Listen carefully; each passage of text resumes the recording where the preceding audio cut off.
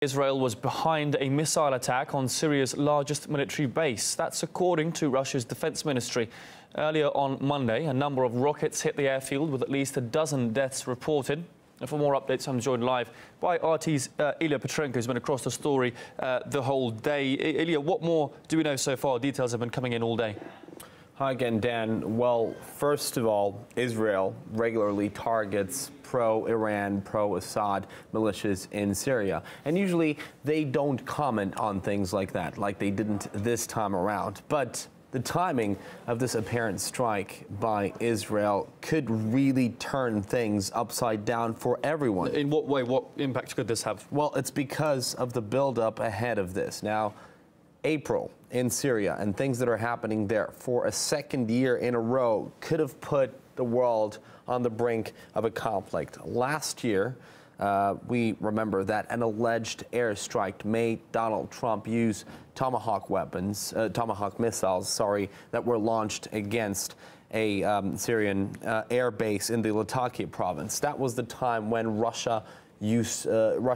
ties almost completely fell apart and the Syria peace process was thrown off track. So it is now April 2018, and last Saturday we got a report of a chlorine attack happening in the town of Duma, which is in East Ghouta, besieged by Damascus.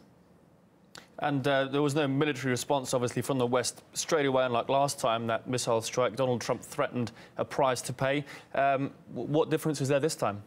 Well, there were signals that some kind of military response could be in an offing. The reaction from Donald Trump was very strong. He called President Assad an animal.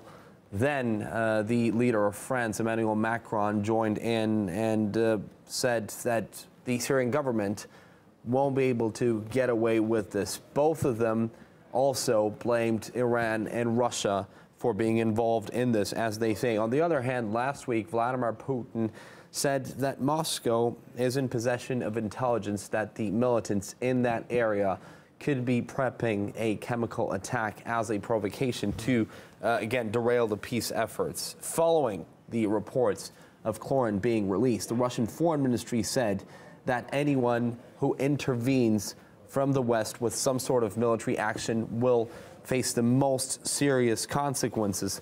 But then suddenly, boom, it's Israel that launches this apparent airstrike. We've got the Security Council meeting coming up later.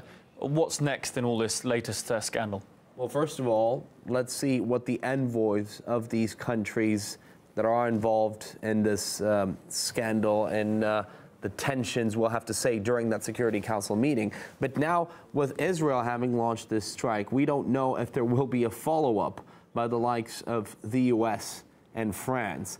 And also, we'll watch out for the response of Russia, for the response of the Syrian officials. But again, this latest round of tension is due to these allegations of the chemical attack in Duma.